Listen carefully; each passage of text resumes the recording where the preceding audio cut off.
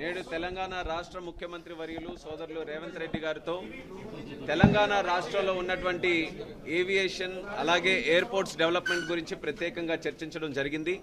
అందులో మీకు కూడా తెలిసినటువంటి విషయమే, ఎంతో ఆసక్తిగా తెలంగాణ ప్రజలు, వరంగల్ ప్రజలు చూస్తున్నటువంటి విషయం, వరంగల్లో ఒక బ్రహ్మాండమైనటువంటి ఎయిర్పోర్ట్ని స్థాపించాలని రాష్ట్ర ప్రభుత్వం రేవంత్ రెడ్డి గారు పట్టుబట్టి మరి ఆ యొక్క కార్యక్రమాన్ని ముందుకు నడిపిస్తున్నారు.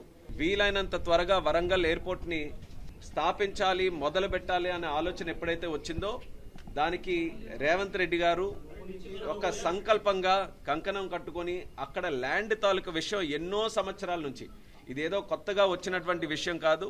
గతంలో ఉన్నటువంటి ప్రభుత్వాలు కూడా కేంద్రం నుంచి మేము రిక్వెస్ట్ చేశాం. వరంగల్లో ఎయిర్పోర్ట్ అథారిటీ దగ్గరే సుమారు 700 ఎకరాలు ఉంది. అక్కడ కానీ ఎయిర్పోర్ట్ నిర్మించాలనంటే రాష్ట్ర ప్రభుత్వం మిగిలినటువంటి ల్యాండ్ కూడా ఇస్తే దాన్ని బ్రహ్మాండంగా అక్కడ అభివృద్ధి చేయడానికి అవకాశం ఉంటుందనంటే గతంలో ప్రభుత్వాలు, రాష్ట్ర ప్రభుత్వం స్పందించలేదు. కానీ రేవంత్ రెడ్డి గారు బాధ్యత తీసుకొని 253 ఎకరాలు రికార్డు టైంలో దాన్ని అంతటిని కూడా సమీకరణ చేసి ఎయిర్పోర్ట్ అథారిటీ ఆఫ్ ఇండియాకి అప్పచెప్పడం జరిగింది.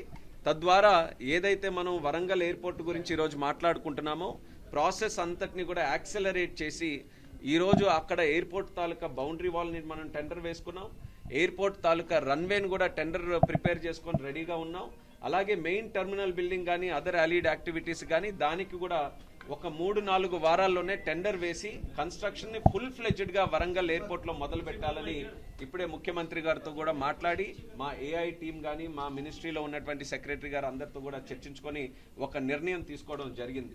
ఆ నిర్ణయాల్లో కూడా రేవంత్ రెడ్డి గారు స్పష్టంగా కోరారు, జూన్ 2, 2028 ఏదైతే మన తెలంగాణ ఫార్మేషన్ డే ఉందో ఆ నాటికల్లా ఇది పూర్తి చేయాలని ఆయన చాలా స్పష్టంగా కోరితే అదే టైం లైన్స్ పెట్టుకొని శరవేగంగా అవసరమైతే ఎక్స్ట్రా ఎఫర్ట్ పెట్టైనా సరే కన్స్ట్రక్షన్ బ్రహ్మాండంగా చేస్తూ ఆ కన్స్ట్రక్షన్లో కూడా టెర్మినల్ బిల్డింగ్లో రాష్ట్ర ప్రభుత్వం తాలూకు ఆలోచనలు తీసుకున్నాం.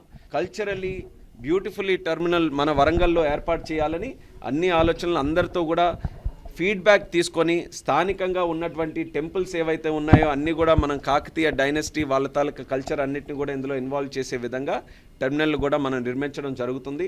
నాకు ప్రత్యేకంగా నా టైంలో ఏదైతే తెలంగాణకి ఏవియేషన్ ఇన్ఫ్రాస్ట్రక్చర్ ఇంప్రూవ్ చేయాలని ఎప్పటి నుంచో ఉన్నటువంటి నానుడి నేను కేంద్ర మంత్రిగా దీనికి ఉన్నప్పుడు జరగడం అనేది నాకు ఒక అదృష్టంగా నేను భావిస్తున్నాను. హైదరాబాద్లో ఎంత ఇన్ఫ్రాస్ట్రక్చర్ ఉన్నా మిగిలినటువంటి తెలంగాణలో కూడా చాలా అవకాశాలు ఏవియేషన్కి సంబంధించి ఉన్నాయి.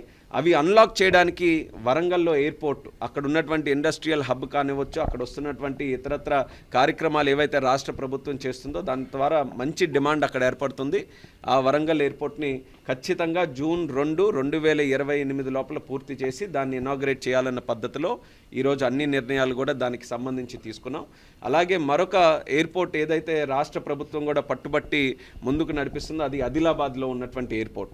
ఆదిలాబాద్ ఎయిర్పోర్ట్ కూడా ఎయిర్పోర్ట్ అథారిటీ ఆఫ్ ఇండియా నుంచి ఒక ఆలోచనతో ముందుకు నడిపించాలనుకున్నాం. కానీ అక్కడ మరొక అడ్వాంటేజ్ ఉంది. డిఫెన్స్ తాలూకు ల్యాండ్ కూడా సుమారు 200-250 ఎకరాలు ఉన్నాయి. డిఫెన్స్ను కూడా ఇన్వాల్వ్ చేసి ఆ ఎయిర్పోర్ట్ నిర్మించాలని రాజ్నాథ్ సింగ్ గారితో ప్రత్యేకమైనటువంటి ఒక కార్యక్రమం పెట్టాం. ఆ రోజు కిషన్ రెడ్డి గారు కూడా అందులో ఇన్వాల్వ్ అయ్యి అది ఖచ్చితంగా దాన్ని ముందుకు నడిపించాలని ఆయన కూడా సలహాలు ఇవ్వడం జరిగింది. రాజ్నాథ్ సింగ్ గారు కూడా ఒప్పుకొని వాళ్ళ డిఫెన్స్ వాళ్ళందరితో కూడా మాట్లాడితే చాలా ఇంట్రెస్టెడ్గా అక్కడ డిఫెన్స్ ఇన్ఫ్రాస్ట్రక్చర్ని ముందుకు నడిపించాలని వాళ్ళు కూడా ఒక ప్రపోజల్ ఇచ్చారు. దానికి సంబంధించి సుమారు 1500 ఎకరాలు కావాలనంటే దానికి కూడా రాష్ట్ర ప్రభుత్వం చాలా సుముఖంగా ఉంది. అది కూడా వీలైనంత త్వరగా మనం ల్యాండ్ ఎక్విజిషన్ అన్ని కూడా చేసుకోగలిగితే ఖచ్చితంగా ఆదిలాబాద్లో కూడా బ్రహ్మాండమైన మరొక ఎయిర్పోర్ట్ కూడా అక్కడ స్థాపించడానికి అవకాశం ఉంటుంది.